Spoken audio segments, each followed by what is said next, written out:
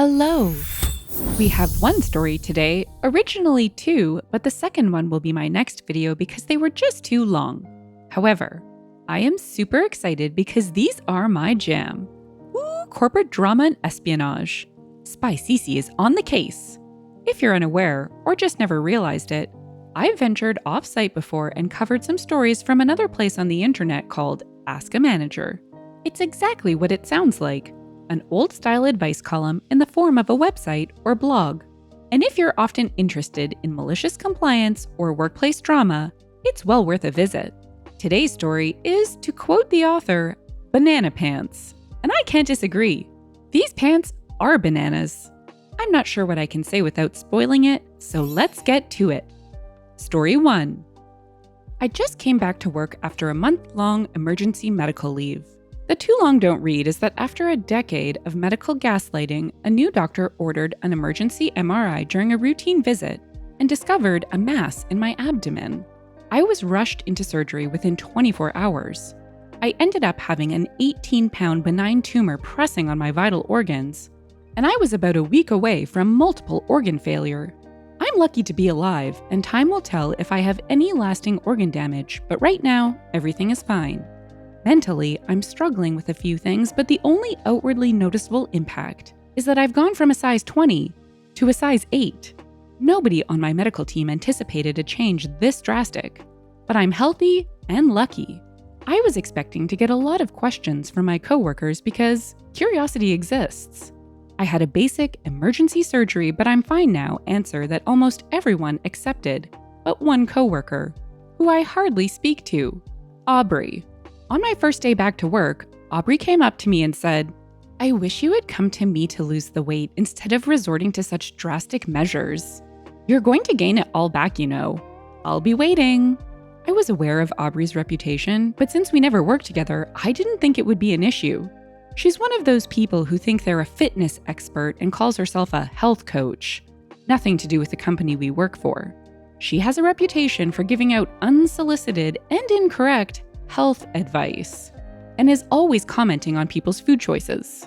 I was speechless when she asked why I opted to get butchered instead of putting in the hard work to lose the weight. There's nothing wrong with someone choosing surgical weight loss options. But that's not what happened to me, and I really resented her aggressive attitude and spreading of rumors. During my second week back, she came by my office at the end of the day in athletic gear, offering to go with me if I was too afraid to go to the gym alone. At the time, I wasn't even cleared to lift my kid, do laundry, or climb a flight of stairs, let alone go to the gym with this crackpot. I don't remember what I said to her, but she left saying I'd gained the weight back because I'm lazy. The next day, Aubrey ranted angrily about me in a meeting I wasn't in. Missed it for a follow-up, ironically. I don't know everything that was said, but the gist was that if I can't dedicate myself to weight loss, I obviously can't see my work obligations through. No, she did not say that. HR called for a red flag mediation. At our company, mediation can go against your bonus opportunities for the year. I have no idea why I'm in mediation when she's the one being a butt fedora. At the mediation, Aubrey stated that she was triggered by my new body, and I should have thought of other people's feelings and warned her before my surgery. I hardly had time to warn my husband and get my kid out of daycare. I don't owe Aubrey anything. I have empathy that she's obviously struggling, but that does not excuse her behavior. HR said that while they can't ask me to explain my medical history, it might clear the air if I told her what kind of surgery I had and why. I said I wasn't obligated to share my medical information with anyone, and that Aubrey having bad coping skills doesn't entitle her to a coworker's personal health information. Their response was kind of, "Well, then we can't stop her from bullying you." After Thanksgiving, my doctor helped me put in ADA accommodation paperwork so I could work from home. I was having some mild complications from surgery, but also to avoid Aubrey. This company hates remote work, so they're really not happy. Aubrey still emails me workout videos and diet plans, and when I forward them to HR, their response is, "Noted. Do you know when you're coming back to the office?" I've been thinking about escalating this to corporate with an employment lawyer. Is that overkill?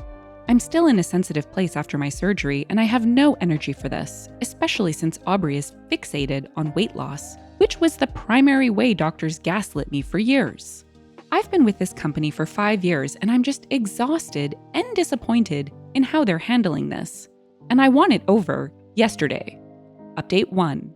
All I have to say for this update is hold on to your banana pants. I saw a lot of comments asking where management was in all this, so I'll address that first.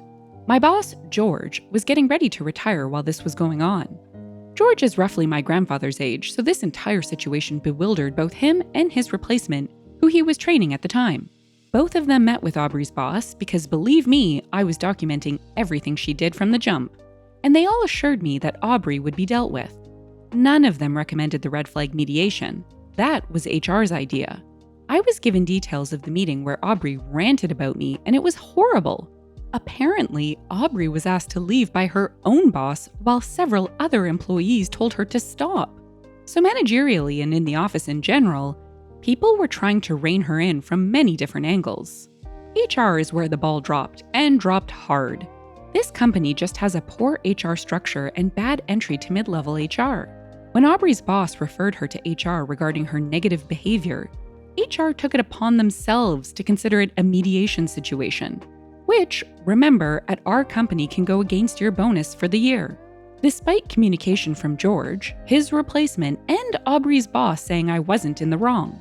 When George found out about this, he spoke to the HR generalist manager.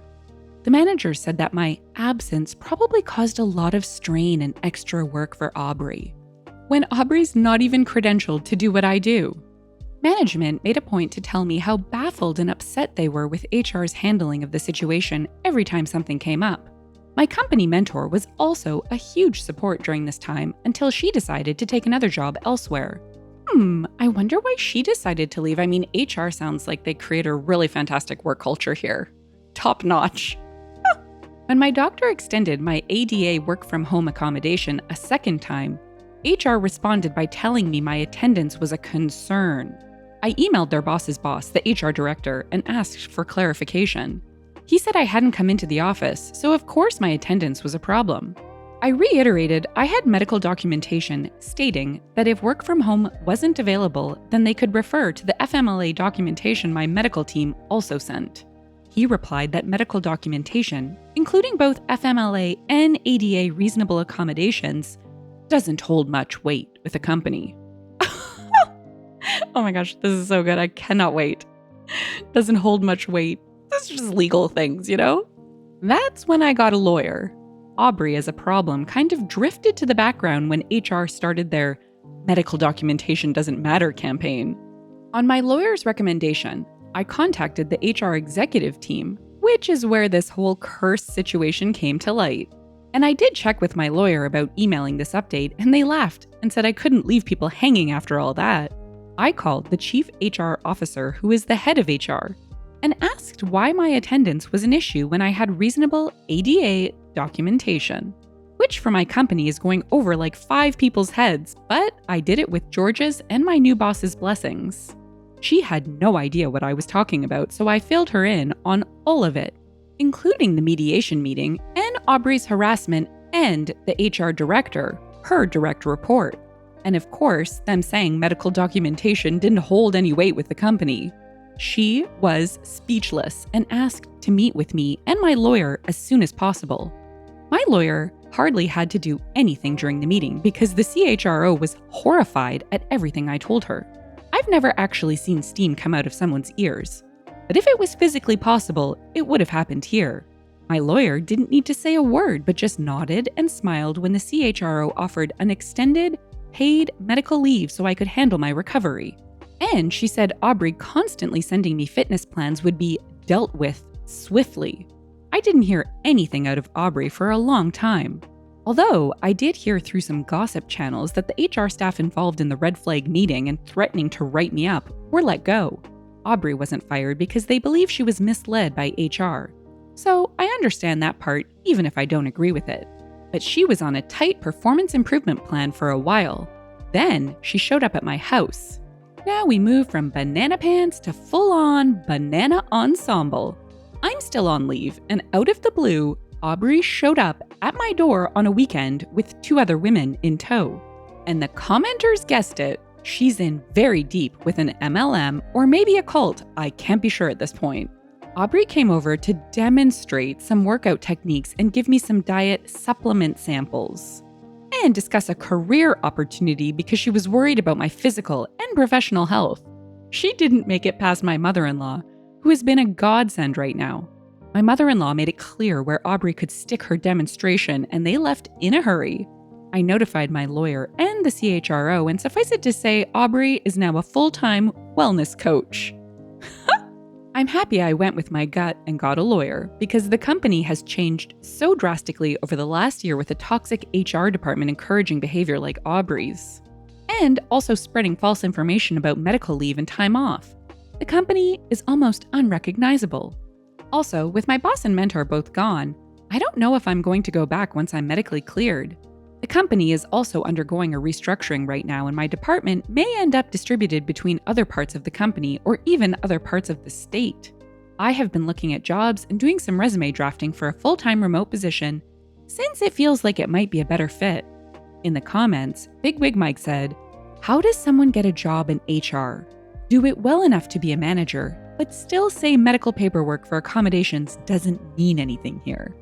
And Dave T quoting, "Do it well enough to be a manager. Doing well at your job isn't always the basis for promotions. Sometimes it's just about schmoozing with the right people." Anarchaea said, "On the one hand, dump this nosy lady and her nosy HR department. But on the other hand, it would be intensely satisfying to graphically describe an 18-pound mass in full-blown video detail with all of the explicit photos I could find. You want to randomly send things to me? I got some stuff I could send to you, Aubrey. Hold my beer." And once again, multi-level marketing schemes are shown to bring out the crazies. That part of the story really clicked with that reveal. I still don't get the crazy HR team though. I mean, can you imagine if you don't share your private and personal medical information, then we really can't deal with someone harassing you. Sorry, not sorry. What the actual heck? And that tumor, all 18 pounds of it. These doctors removed a tumor the size of a person. I think Aubrey's antics just show she was super jelly about OP's weight loss, regardless of the why behind it. And that's it for today. Until next time, shine bright, Starlight. If you've enjoyed the story and would like to hear more, consider liking, subscribing, and leaving a comment. Thanks, and bye for now.